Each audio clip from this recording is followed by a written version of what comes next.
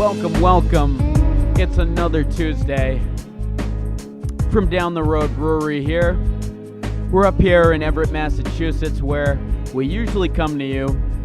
We're looking to get the grips on a news station, and hopefully we'll be coming to you from Somerville pretty soon. I'm Billy Allen. If you look to my left, we've got Brian Murphy. Producer. What up, yo? Expert analysis on the Bruins, and you know we go to him for his opinions throughout the show as well. Like I said, make sure you dial us up, 502-501-3477. You know the tone. Now let's get into it. We got a lot to cover. There's a lot of word going around about somebody that I said was not going to come back out of retirement. Is Rob Gronkowski out there, everybody? Your favorite Patriot, pretty much. The cuddly party guy. Is Rob Gronkowski, is he starting to miss football? Did the Pats not quite address the tight end position here? And are we looking at Rob Gronkowski maybe joining this, maybe being a Tom Brady phone call away from joining the team? We will talk about that as we set the stage here with the Red Sox, who are now, they're down 5-4 right now against the Jays. They lost one last night, 10-8. They've got a new pitcher in town here, Andrew Cashner. Probably not going to sound too familiar because he's another scrub that they're trying to add in here. And how do you feel with the Nathan Eovaldi injury? Nathan Eovaldi, who never closed a game in his life. He's our closer. Now he's injured. And now we're sending other guys to the bullpen. So how do you feel about this team? Is this the type of team that you think they should push for? You think that this is, we're missing a couple chips? Or is this something where ultimately this team shouldn't spend cash? So we'll talk about that as well. There's some crazy NBA news going around. Obviously it's been a couple weeks since we hopped back on, and we saw that Kawhi and Paul George have teamed up in Clipperland. So LA is the hub right now as far as sports. Magic Johnson's going crazy over there. He can actually talk and tweet now that he doesn't run the Lakers. His priorities were already always interesting. And I'll say Andrew Cashner, the Red Sox pitcher who they just brought in. Brian, did you happen to hear this, that Andrew Cashner actually has a beard clause in his contract? He hasn't shaved since 2016, and as part of his contract, when he came over to the Sox, he asked for a beard clause to be included so that he can keep this beard. Wait a minute. I thought the Sox were always cool with beards, like going back to the idiot days, and that was always the comparison between them and the Yankees. The Yankees were always, your sideburns are too long, and the Sox were, let that moss flow. Totally. We used to be the idiots, right? Remember that year, everybody? But Nomar was getting married to Mia Hamm, so he couldn't quite. But anyway, everybody that year was growing, and that kind of led into Johnny Damon's look, the idiots, right? We're praising this team for being a bunch of idiots. But apparently that didn't stop him from, I guess he said that he would contemplate retirement if Baltimore tried to trade him, but he's happy to be in Boston where he gets to join the hairy Red Sox pitching staff. Apparently he hasn't shaved since he was with the Marlins in the 2016 season, and with the Baltimore Orioles, they used to do a day where you could dress like Cashner Day. So this apparently is a look that he's quite fond of, and even though the Sox do allow beards and stuff, apparently this is something that he wanted in his contract so he can keep it going forward. Well, I was familiar with none of that, so Wouldn't you say keep a couple home runs in the park before we're worried about just for a place that's going to tear you apart. You see these guys who come from other markets like Baltimore. I could just see this guy giving up the first blown save, and but anyway, I just thought that was incredibly, as we're in this time and age of player empowerment, we see Kyrie Irving skipping a couple games before the All-Star break, and then sure, go play in the All-Star game. But that was just another thing that really stood out to me. Andrew Cashner, again, a bullpen guy that we're catering to, making sure that he's got that beard clause in the contract. So obviously we want to make sure we take care of the top items here first.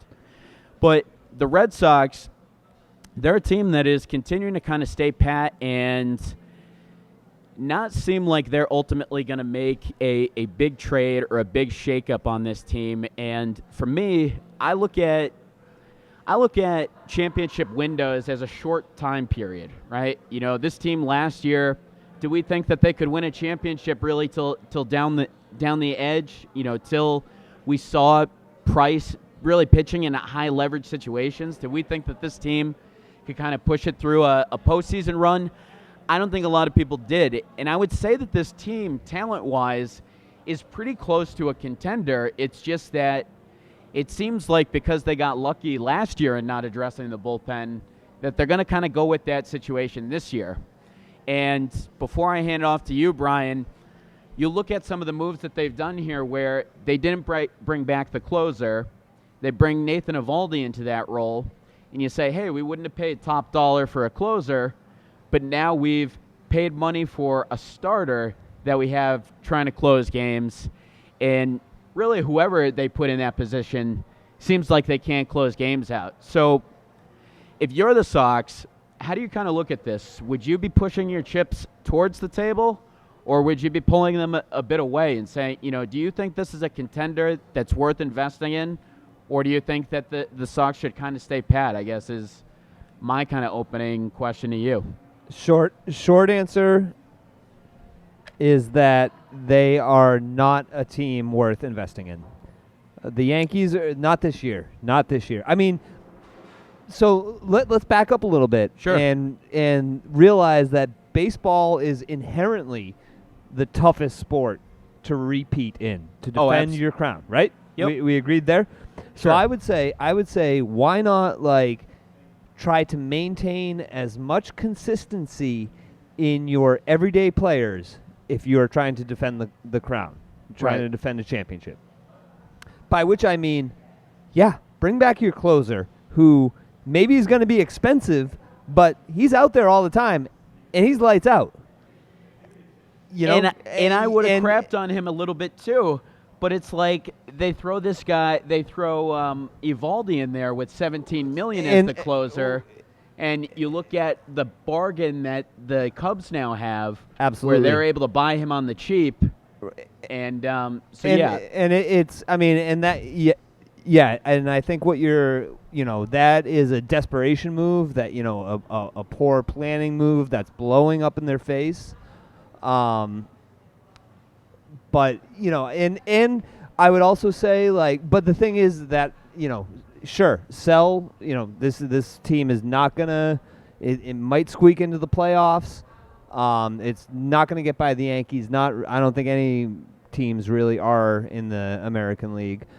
But if you're in sell, kind of like sell mode, what you're really just looking at draft picks, I think. I mean, I don't know who's got a great farm system. Who are the up and coming prospects?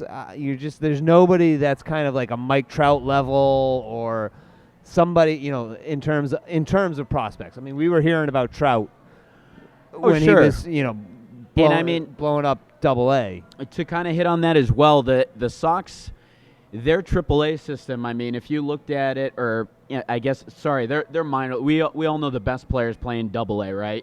Triple-A is kind of almost like you're in that in-between. It's almost like that quadruple-A type thing. It's, you could be in the majors, but, you get to the majors, you hit 200, you hit 400 in Triple-A. So, but anyway, their developmental system has really paid the price. And we've seen a couple guys that from that Kimbrel trade, actually, we've seen a couple guys actually really start to sprout in areas like San Diego. So I do think that there is absolutely a need for the Red Sox to actually get some picks and actually develop some of that bullpen. We know that Dombrowski is a guy that you kind of hire. He's a hired gun that you kind of bring in to exhaust a lot of those resources, right? He's kind of shown us that in the past. What is his strategy? What is, does he have... Well, I've always said this. I mean... He inherited, I think, a team that was already great in the making, and he just seems like every week, every month at most is like kind of how far out he's looking, and Yeah, I think he may. I mean, I think there is. So one thing I will say is that Dave Dombrowski, I don't think there takes a whole lot between the ears to execute on some of the moves that he has in his time here. Sign David Price to 200 whatever million. Sign Chris Sale to whatever million. We can do those moves. Sign Evaldi to sign JD Martinez. Whatever. Yes, sign this. But we see him being able to take some of those pieces, trading them off. A guy like Kimbrel. But we don't really see the return in the other way, right? We see mortgaging the prospects, getting the one guy, but we don't see it in the inverse where we're able to get some younger guys back on this team. And it's almost like I'm kind of looking at this team like the Yankees a few years ago as far as the farm system, just really needing to, that's where your best guys are going to – that's where the guys are going to come that you're going to keep to these long-term deals. You look at the guys now that you're going to keep. Where are they from? They're from our minor league Absolutely. system. Who have been the easiest best players on the as far- team this season? Exactly. So, but I will say that, there is a lot of talent on this team, and I would be hesitant to not make some type of move to address this bullpen. This team has a lot of money, and I guess what I was saying kind of to Dombrowski, some of it isn't 100% his fault. Some of the bad contracts that are tied up, Rusney Castillo, Panda, I don't think those were the ones those are both guys that are getting about $20 million this year. Now, we ain't going to see anytime soon. So that is something that you could, perhaps if you're Dave Dombrowski's family, looking to justify his job. But again, I don't think he does a whole lot of things that we say, wow, that really reinvigorated the young team. I mean, we've seen him come into these teams. Look what he did to Detroit when he went out there, right? Kind of took everybody, signed the big contracts and stuff, but left them with no minor league system at all. So that's something that we have to be cognizant to do. But, kind of to the point of minor league talent, who are the guys that are hitting right now? It's Benintendi, it's Devers, and it's Bogarts, right? So I think they need to put some effort there, but I do think that this team is a very talented team that isn't too far away. I mean, if they had two solid guys in their bullpen that you could count on, and this is an enormous if, but say you had a Kimbrel-Kelly combination that worked for you like last year, where would you stack this team, I guess? Do you think, think even if they were, just say they pulled in those guys kind of, would that put them in striking distance, you think, even if they could do something like that? Or is this team so far gone in your mind? I think the inconsistency in their lineup is what's, you like to think that with pitching it's more kind of like, the raw talent of what what the command, control, and the mix. With hitting, I do think that they're just not in sync. I think Mookie Betts is putting a lot of pressure on himself. Yes. And without him going, I think you lose a lot. Benintendi is also, I think, putting a lot of pressure on himself.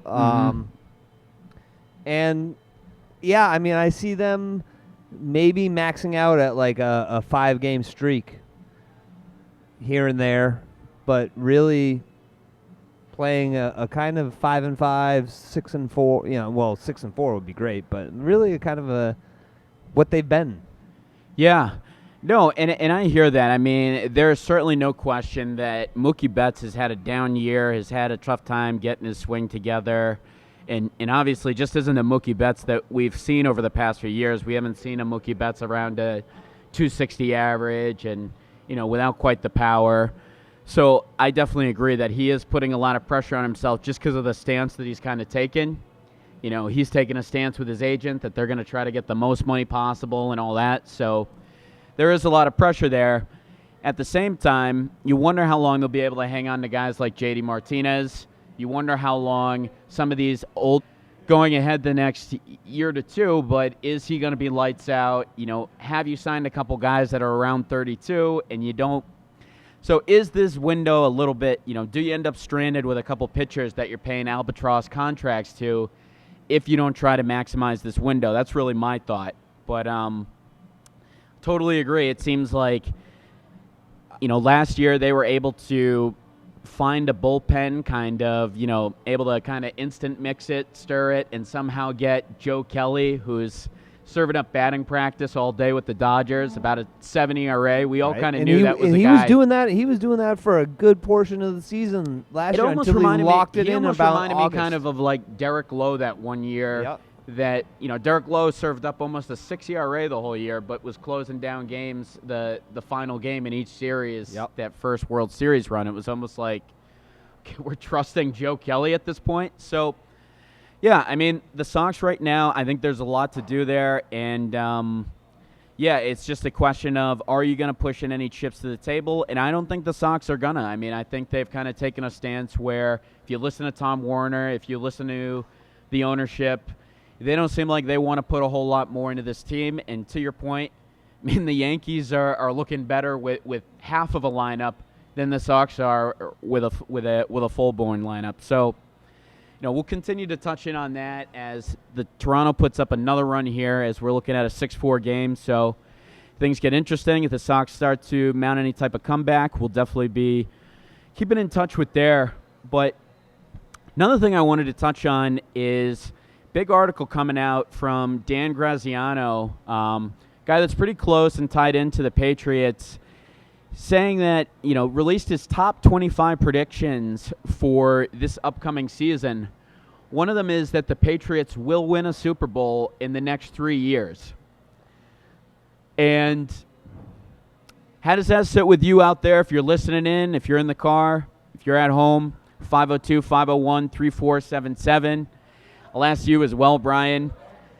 What do you think the Patriots look like going forward these next few years? And what do you think about the consistent? So on top of that Graziano report, we're also hearing from some guys that are pretty connected to the team that it looks like there's some guys that are pretty close to the team giving it about a 40% chance now that Gronkowski is going to come back. What are your thoughts about the Pats contending for a Super Bowl over the next 3 years? And what are your thoughts around Rob Gronkowski, if and will he come back this season? Well, I do agree that they will continue to contend for Super Bowls over the next 3 years. And I'll go one further, and I'll say that maybe not next year, but the year after, they could do it without Brady. And I'm not saying he's going to retire or anything like that. I'm saying it's getting hot in here. I'm saying that Whew. the ground game and the offensive line the floor's starting to rumble from the Jimmy G fans. No, it's not, and it's not at all a Jimmy G. I'm saying that give Danny Etling one more year under Brady's tutelage, and what I'm saying is that's a full reliance on the ground game, and kind of anybody who can stay calm in the pocket can throw the passing game that Brady is going to be throwing over the next 2 to 3 for the rest of his career. Sure. So and that defense is what will really carry them. Okay. I I think guess bringing your back point- Collins is solidifies a lot on what this defense can do. It can be steady and just roll with the punches, and then I think Collins has enough left in the tank to make those big plays again, like he was making. I do too. I hated seeing Jamie Collins leave this team. I think when we looked at it years ago and you looked at the linebackers they had to keep, he was the guy that was number one for me. I haven't seen a guy really that's been able to chase after guys in coverage from the linebacking position and make plays, quite frankly, from the playmaking position. You heard a lot of from the linebacking position, and you heard a lot of things like, hey, is he kind of like, does he have free will to kind of break off on plays? But they say that Belichick gives that authority to a lot of guys that he trusts. I don't doubt that Willie McGinnis or Teddy Bruschi had the authority to kind of cut off on certain plays. And I think it may have been, I think there was kind of like He started that way with Lawrence Taylor. Exactly. So I think there was kind of like a smorgasbord. It was like the Pats weren't doing incredibly well. They saw an area where they could change. Obviously, it wasn't the best thing at the time. They brought in some lesser linebackers that they thought could fill the gap. But and to that point, it's like Kyle Van Noy is an excellent linebacker within a system. You do not want him. Who is the guy they brought in for Collins? I'm trying to think of his name. I thought it began with like a last name was like an E or something. That guy they brought in that could kind of he was racking up tackles like the first few weeks. I could have sworn. You're not thinking Landon Roberts, are you? I think I am thinking of Landon Roberts, right? He's still with the team, and he's been a useful third down linebacker. I would say that, but I would say that I would also take Jamie Collins over him. Absolutely. So I guess that's just we saw them be able to fill that gap, but I do think Jamie Collins is a playmaker. I think the question has been, is football his utmost concern? Because I think when he was drafted with the Pats, he was talking about other other hobbies, and so I think that's kind of the concern. But I love to see Collins back, and I guess your point that you're kind of making with the quarterback moving forward, you think that the Pats are going to hone in more on this ground game, sort of, and that this is going to be a recipe not just for this year to combat some of the high-octane offenses, but you think the Pats are going to go kind of like salmon here against the grain for the next few years to try to combat against some of these higher octane, these 50-point offenses? I'm definitely gonna say that, and that it is also the strength of the team as it exists on paper right now, and I think to get back to kind of what kicked this all off, I think Gronk is gonna see how things are clicking on offense, and he'll be like, you know what? Let me be the third down tight end. I mean, if Tom Brady's completion percentage is 58 through the first 4 weeks, Gronk's gonna be like, I think I got you, big bro. Call to Gronk, right? I got you. I mean, Gronk just seems like that loyal puppy to Brady. Every time it's like, so it's like, for me, I sat up on these radio waves and I said, no way, no how. This is a 2-year decision from the Gronkowskis all the way down, and he's a smart businessman. But you start to look at, it's always like you look for the signs. There's no tight end in Foxborough. I mean, the next guy you bump into the street may be a better tight end than the guy that we've got on our team right now. So they signed Safarian Jenkins. He's out of town. Tom Brady has been throwing balls to Gronkowski. And then all these guys that it's just when guys close to the team start to hear these whispers are usually a bit louder. If you've got guys saying 40% that Gronkowski is coming back, I mean, these guys protect especially around the Patriots. I'd say if there's a 40% chance that he's coming back, then it's probably more like a 60 to 70% chance if these guys are talking about, because you have to kiss Belichick's toes. If you're going around talking to guys and giving out the wrong word around Foxborough, you're not going to get a whole lot of word out there. So we'll see, but it looks like momentum is creeping towards a Rob Gronkowski comeback.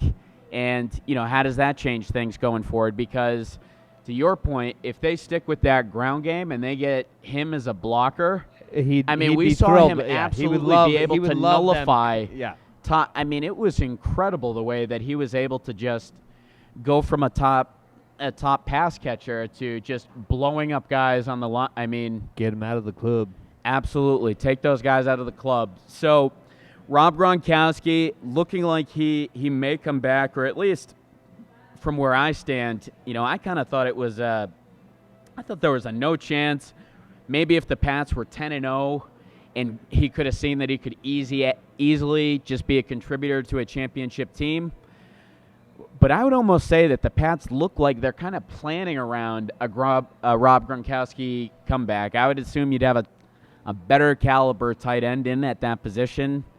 Otherwise, especially with Belichick, Belichick has a backup gunner. gunner. That's a good point. Right? At this point, he would if have there's signed every tight end off the street. I mean, how many guys did we bring in from Cleveland just to send them home after 3 hours of tryouts last year for the wideout position? Yep. And like I said, with backup gunners, this is a guy that's going to have everything completely unbuttoned. And as we have a lot of NFL news, and as we're talking about this, have you heard about the rumors around the proposed 18-game schedule? I have not. So there is some rumors coming out around an 18-game schedule in which players would play 16 of the 18 games. So you get the sounds convoluted. Already sounds convoluted, right? It's one of those things that kind of takes you like 5 seconds. You're like, huh. And then you start to think of the different permeations. You're like, wait, so you'll never have your quarterback on at the same time as your kicker. And you'll never have – there's going to be 2 weeks that are – and tell Tom Brady to get off the field for 2 weeks. And not happening. Tell some of these other tell guys. Devin McCourty.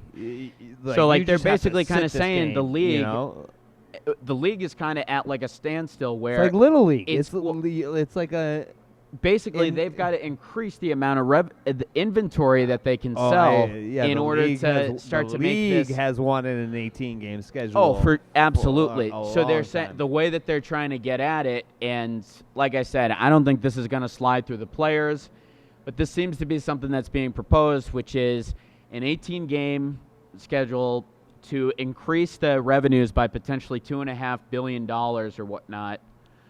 But then being able to increase salary caps on teams by about $15 million or so apiece. But again, I just don't see this being something that players are going to buy into. And I think it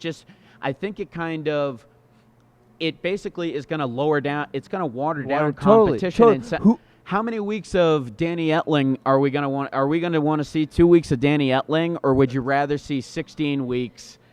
Like, I just feel like the 18-game schedule that they're going to release, and again, this is not come across, this is like more from the league in terms of what they want to do, what they're proposing. But again, you start to think about, okay, my quarterback's never going to play with my wideouts all the time, and I'm going to have to, and just so much more managing that it almost like convolutes and becomes like that kind of game of attrition, like, all right, who are the best, who's healthiest the longest? What about a team that starts, say, 2-4, 2-5, and then they come all the way. Now it's an 18-game season, right? Quarterbacks played the first. Exactly, and you're down to your week 18, your week 17. You need 2 wins. Like, you're in the hunt. Sorry, and you got to sit your starting quarterback? Sorry, bring out Etling, see what he can do. For real? Makes no sense. It's daft. Doesn't make any sense to me at all. But, as the league is always going to try to increase revenue, that seems to be the last thing that they're throwing across here. But, like I said, totally think it's convoluted. I think an 18. I don't want 18 regular season NFL I don't think games. the players want 18 games. No. Ask Rob Gronkowski if he wants 18 games after the way that he can walk around. I do not want the NFL season to start any earlier than September 1st. I don't want it to go any further past the first Sunday of February.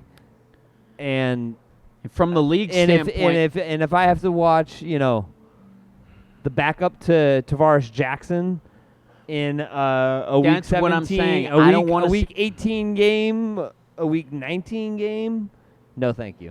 How pissed off do people just get with like a Brad Stevens team, right? Like, hey, we take all these untalented guys, win 50 games. Like, people don't even necessarily like watching that stuff. And that, in my mind, like, I think that's, that does take skill and all that. But but just taking a team and watering it down. So you're going to take the Rams.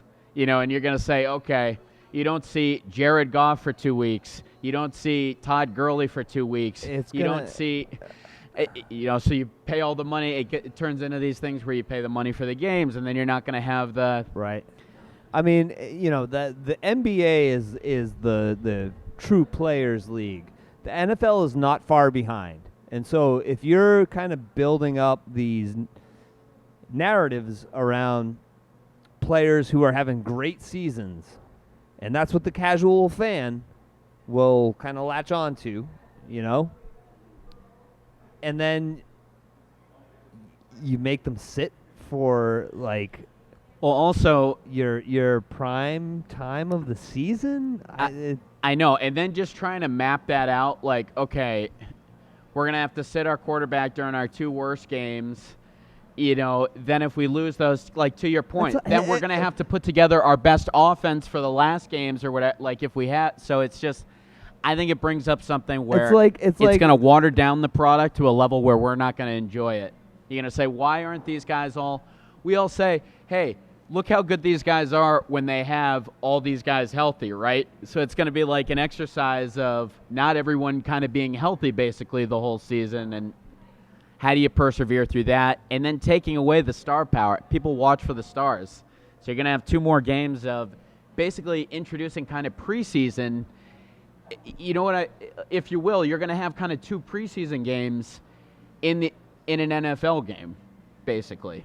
I mean, in the NFL season, when you water it down to this level. It's going to make the head coach have to play the bye week as if he was like a fantasy football captain. It's right. So again, not something that I think is going to be the next installment, but we do know that the league is continuing to look at this 18. I mean, it's obviously not the first or the last that we're going to hear of 18-game schedules, and in another way to try to, it's like, yeah, our players are getting more concussions than ever before, but let's have them play for 18 games. And all this, they've tried to cut down on a lot of the off-season stuff. And, they're basically trying to say, okay, because we've cut down on some of the off-season, which is does that give you – but it's like the off-season isn't where – I mean, there's guys who train for boxing, right, for an entire year, whatever. You get into game shape, and you could be winded in 30 seconds. There's nothing really that can simulate those games and those guys – the NFL is a game of survival, so whether they're putting the pads on in the spring, they're not hitting like they are in real games and all that, and I think it really is kind of necessary. We've basically seen it necessary for these players to come back at full strength after taking some of these hits. We saw Tom Brady. That was a guy that was nose in the book, all the reps that he possibly can, and we saw him take time off and be able to come back at sort of the same level. So you're looking at load management really like across the NFL. I mean, how many guys did we see from the Rams sitting out on those last couple weeks? So I think it's something where the players are like, look, we don't want 18 games. I mean, 18 games is kind of the last thing we want here. It's hard enough to get through the 16. And, if there's ways to increase that, the NFL owners are always going to think about the bottom line. So it's not like how much money are we making, it's how much more profit can we. So it's not like these guys are in a bad situation. It's just, how do we get greedier? How do we get. Yeah. And I thought that games on Thursday nights were starting to get greedy. You start to introduce this. So it comes that whole. Mark Cuban had the famous quote, pigs get fat, hogs get slaughtered about the NFL. I feel like they've started to do that with Thursday night games. I feel like we get, 1 or 2 Thursday night games that you care about a season? Yep. Maybe? Yep. And now if you put in 18 games, that's just going to draw away even more. I think the average fan, and obviously you can give me your thoughts, but I would rather take a 16-game schedule with all the players plugged in, playing the way that we're accustomed to, than kind of totally changing the system to make an extra $2.5 million for the owners. That's only going to equate to about $15 million in salary cap for each team. It's introducing way too many variables, I'd say, for not quite the gain that the players will get. It's clearly just a big benefit to the owners at this standpoint. Oh man, I tell you, you want a more football scenario that I would actually be interested in? Give it to me.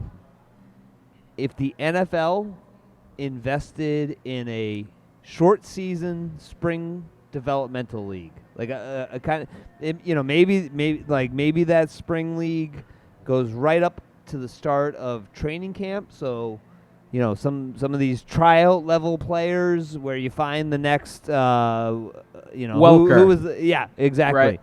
Right. I would be into that. I would be casual, and again, like you're saying, whatever the amount of revenue that 2 more regular season NFL games would generate, maybe you can get that same return over a 5 to 8 week spring league season. I would totally watch a game right now with N'Keal Harry in it. That was like developmental level. I mean, I know the risk of injury, you don't want that, but not. I mean, no, I should that's say a good N'Keal, point. because N'Keal Harry is already drafted by the team, and he's right. His already rights are already on. But maybe Something for the Vince Papalis of the world, kind that's of. That's who I'm thinking of. Thank you. Hey, Thank you. let's and maybe that would be something that the fans would latch on to. Like, hey, let's see. It'd almost be kind of like American Idol watching the tryouts, I guess. Is like you'd fall in love with some people, and there wouldn't be good enough. It would be like the spring leagues that have already been tried. The XFL, the what was the one that just folded? Christ! I know. The whatever. Yeah, go ahead. But all of those leagues, or I should say, the NFL threw its backing behind none of those leagues. True. The NFL putting their backing behind a program would I think that legitimize would lead it to, like that. Yeah, absolutely. And I think it's kind of just they're going to look for all different ways to try to make this extra money, and it's probably, we're just going to have to get filtered down. While we're on the subject of NFL rules, I got one for you right now to solve challenges. Okay. Screw replaying everything. Give everybody 3 challenges. 3. You can challenge anything, but you get 3 challenges a game. You still got to use you still got to use them with the intent that we could get a time, but just I think if we make everything reviewable, every single one of those Saints calls against the Rams reviewable, or every single call, any pass interference call that you can just make reviewable.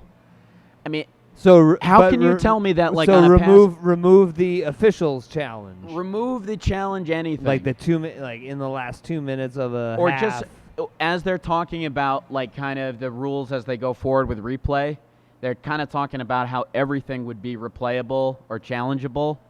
That would be horrible. Instead of being able to do that, give everybody 3 challenges. Keep the game somewhat to what it's used to. Give them an additional chance to try that one play. Oh, crap, we had that play that ended up being like the Saints-Rams one. We burned our 2. Okay, we can use this to try the crazy situation that comes up. I look at that as something that's we workable. want faster gameplay in our games. And reviewing everything, I think that is going to crush people. Also, right. And I think, well, tell me you can't review every pass interference, right? Like there's some case you could make. So I feel like what we're doing is they're saying like no more pass interference on these like touchdowns, or like they're saying basically, you get 1 foot. So it's just like a different level. Like what they've said is the player has to possess it to a certain. It's kind of just like different shades of what we've accepted, and like everything is going to get judged eventually at some level. You know what I mean? And if we judge everything, I just think that. And yet, how long did we sit there for the Tom Brady turnover in 2001? What was that? Sure. 13 minutes or so for an actual challenge. Sure. Now you're going to have the fact that you can review anything. I could see this adding another half hour onto games. Oh, and it would, and even with all of those review opportunities that currently exist, the game's long. There's still a call like the Saints Robbie Harris that gets through.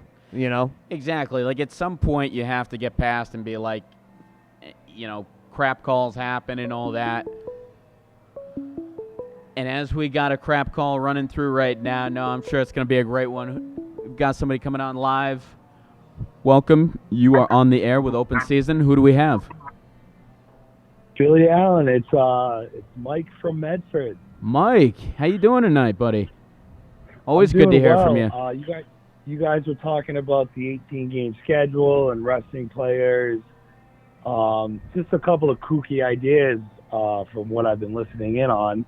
And I wanted to give you a take on an idea for the NBA and how hopefully this could potentially get around players sitting themselves for rest, whatever they're calling it nowadays. Well, I have just cleared all the wax out of my ears. I'm ready to hear this one. It sounds like some pretty good stuff. What do you got, Mike? Let it rip. All right, so here we go. Everybody's talking about management and shortening, whether it be the MLB season, NBA season. We all know, Kawhi Leonard rested, 25 games this year, so they're talking about shortening the season. What if you did shorten the NBA season, but took a break halfway through to have a March Madden-esque tournament? No series, no best out of 3, best out of 5, best out of 7. Do or die, East versus West. The top 2 teams get a playoff spot at the end of the season. You follow me? Does that make sense? Yeah, I'm kind of getting it. So you shorten it down, but when does the March Madness happen? So is that at the end and you get a bot, or that's in the middle? No, Top it 2 happens teams? right in the middle. Okay. Right. So top Christmas teams and as New Year's. No, but I think the key is it's a 3-on-3 tournament. If I heard you correctly. No. Oh, no? No, not at all. It's a regular 5-on-5, but it's do or die. So you win, you move on to the next round. You win, you move on to the next round. And the 2 top teams, one in the East, one in the West, both make the playoffs. It'd be a tournament over 7 days where you play a game, get a day off, play a game, get a day off. You do it the week between Christmas and New Year's. I feel like people would tune in similar to March Madness. okay. It's called a New Year's tournament. Basketball always has a tournament, in high school, in smaller colleges. There's always something around Christmas, New Year's tournaments. I feel like it could really generate a lot of interest and generate a lot of revenue. Yeah, I mean, that's definitely something to consider, especially as our attention spans get shorter, and it seems like these regular seasons, I think, pretty much, if you look across all the sports, Mike, I think everyone's kind of looking for some type of shortening almost, right?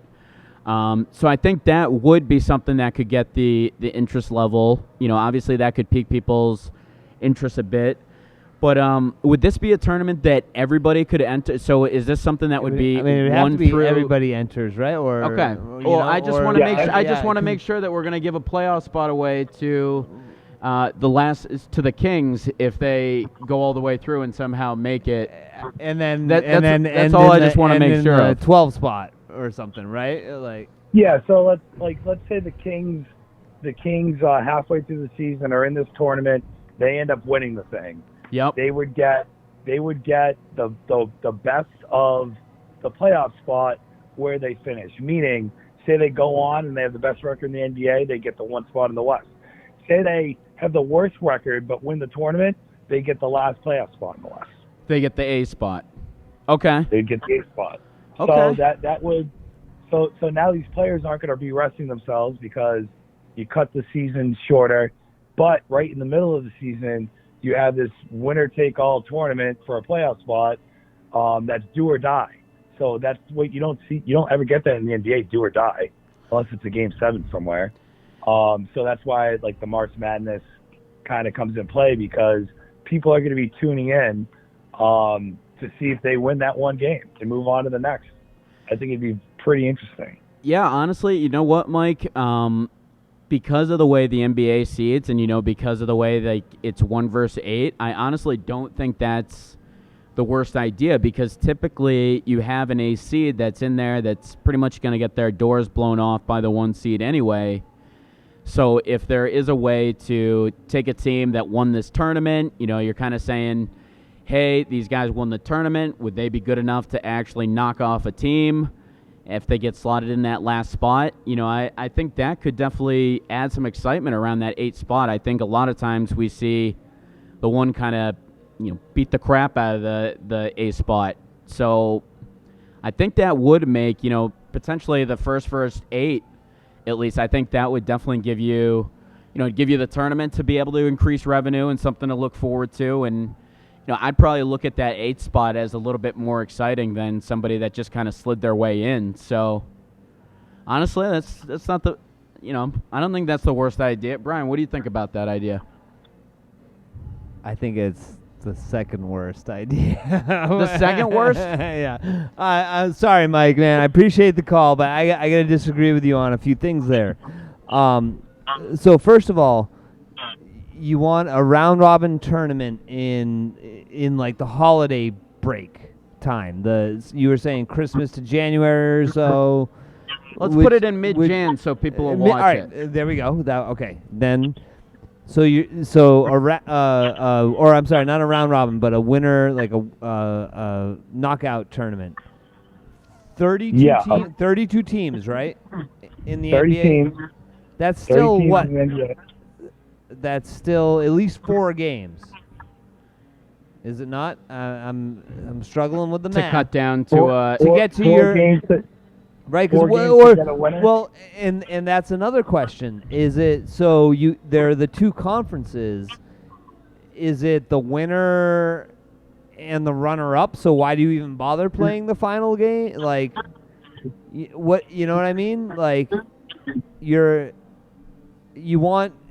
want it to be in each conference gets the results played the same in each conference, but you're talking a tournament that ends in one team. so maybe a tournament between both sides. So each side has its own tournament? Yeah, okay. Yeah, Okay. You clearly have an east side versus a west side. Okay. So each division. I would say or each I would say conference you get a have winner. an east tournament and a west tournament. That's what he's saying. Yeah, Okay. yeah.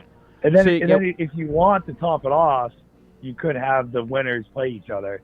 But either way, if you win the East or you win the West, you get a playoff spot in that respective conference.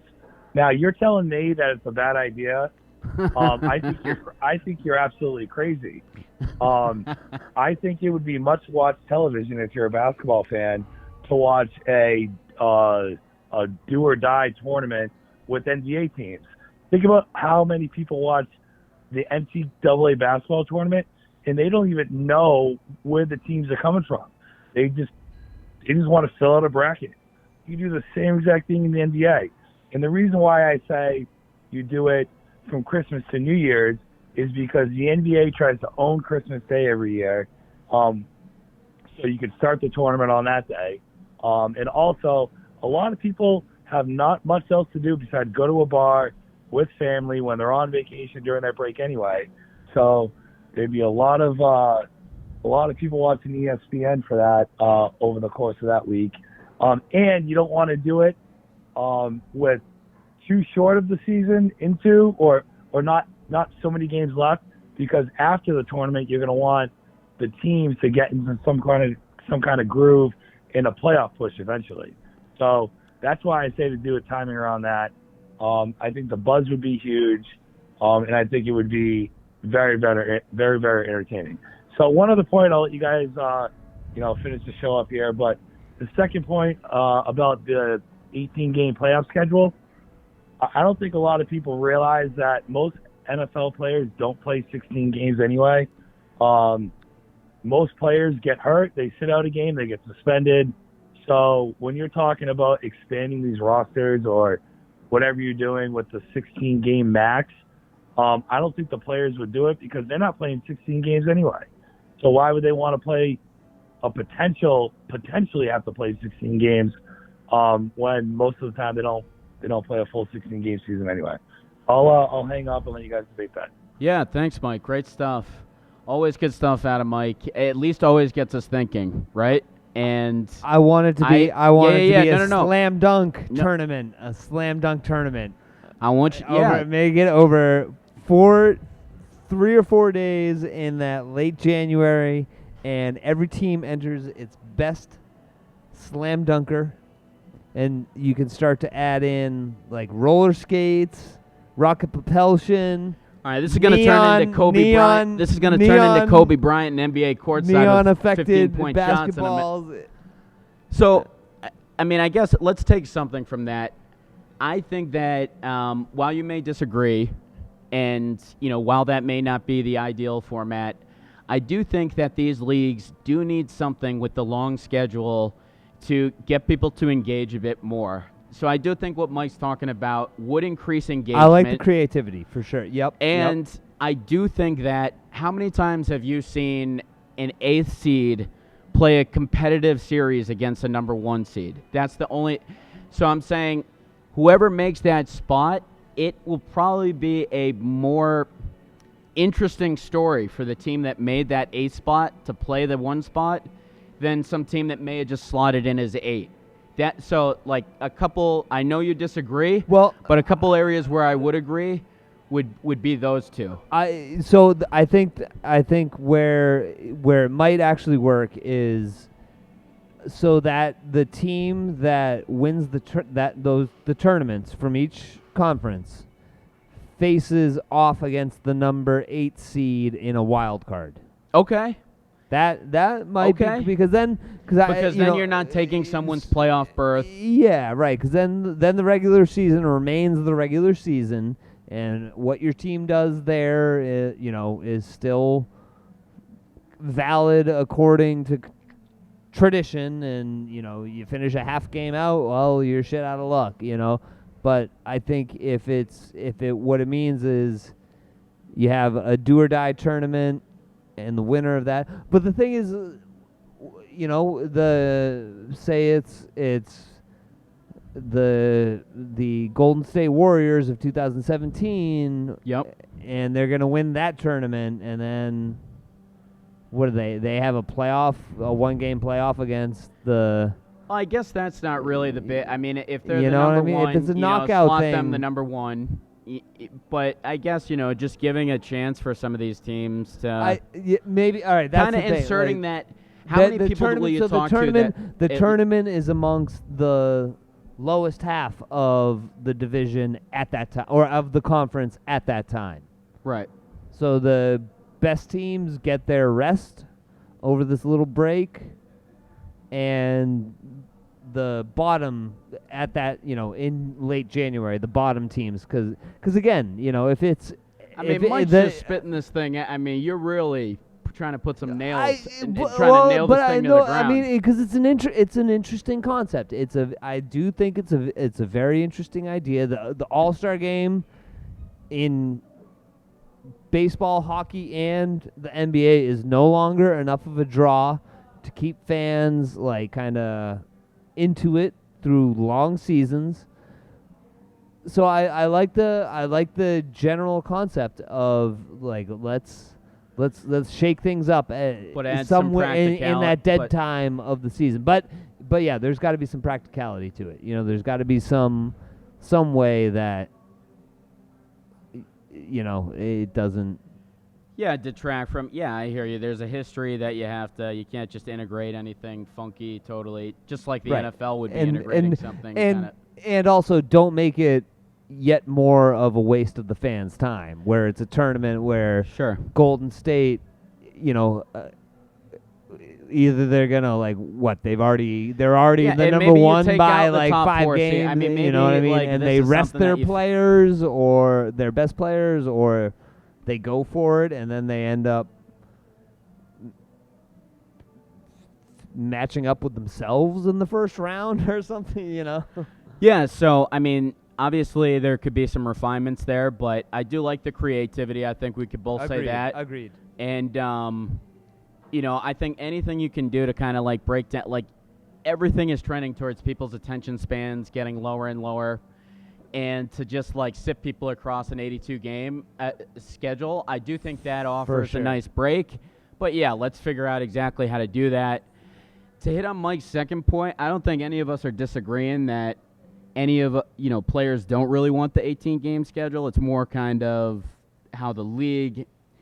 I just feel like I feel like, unfortunately, the league is going to push this forward at some point, whether it's the next 5 years, whether it's the next 10 years. We've been hearing this for about 5-10 years, and, it seems to be something that they're trying to get creative about on how they can make it work. So if it's 18 games, we'll give you players the rights where you can't play more than 16. You're still playing the same amount. So agree with Mike on the fact that I don't think anybody out there that's getting nicked up for 16 games is asking to get out there for another 2. I think it's just more kind of the unfortunate nature of business and capitalism, and we live in America, and people are always looking to make additional money. Football is pretty much the highest grossing really activity out there, so if they can find a way to add 2 games onto it, I think they are. So it's just kind of them, how they're going to get creative and practical as to deliver on that. Do you think, Brian, that we are going to see an 18-game schedule in the next 10 years, let's say? Or do you think, what do you think? I do. As much as I would watch it, but probably be bored with, like that's the problem. Any sports season gets, as a fan, it can become a freaking. The problem is when football March comes, through we're lusting for it so much. There's nothing the NFL can do to make us not watch. It's like every time you're like, I swear I won't watch all the crap this year. Like all these guys want to say, oh, I'm not going to watch Kaepernick doing all that. And then, 5 minutes later, you just, it's like football hasn't done yet what it needs to do to make us stop, So until they do, they're going to keep trying to grow it, unfortunately. And I completely agree. I think it's going to take all the records and throw those at it. You're going to have to reconcile to the 14-game season with the 16-game season with 18. Obviously, every quarterback's going to throw for 5,000 yards now, so that won't be any slouch over across an 18-game season. So, and like I said, I think it's something that the fans aren't looking for, but the owners, it's just something where it's like the owners are trying to jam this down the throat and figure out which one they need to get it down in order to make it work, really. Yeah. So I don't think there's anybody out there really, any running back, any middle linebacker that's saying, "Hey, can I strap in for 50 more plays a game, 2 more games?" But it's more just the NFL is like, look, we don't really care about you guys actually as individuals as much as we want to talk about concussions and as much as we want to give settlements and all that. That's ultimately what we care about. I would watch the concussion settlement games. If they made them if they added 2 games and all the proceeds went to funding. He's been concussed 10 times and he's been concussed 12. Right. Who will win? Yeah, right. And they're looking at payoffs of $1 million and $50,000. Oh man, that would be fight for your life. That would get some engagement going. And then it becomes. If we could ever get back to the Coliseum type. Blanks. Oh yeah, that would just be a whole new. But yeah, so experiment on a few ways to get the engagement up there. Obviously the NFL is, and obviously the NBA is too. I don't think that's the worst take. There needs some modification there, but as far as making it a little bit more exciting, like I said, a lot of times it's the number 1 seed just kind of lumping down on a number 8 that kind of accidentally made it in. Sometimes that team doesn't even necessarily want to make the play. They're like, ah, crap, now we're out of the lottery.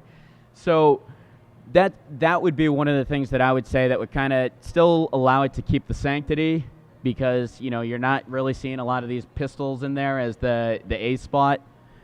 But we'll talk about it as we talk about everything every week on Tuesdays 9 to 10 from sports.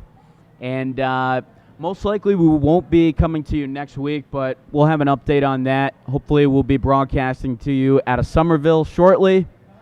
For Brian, I'm Billy. Check in with us soon, and take care.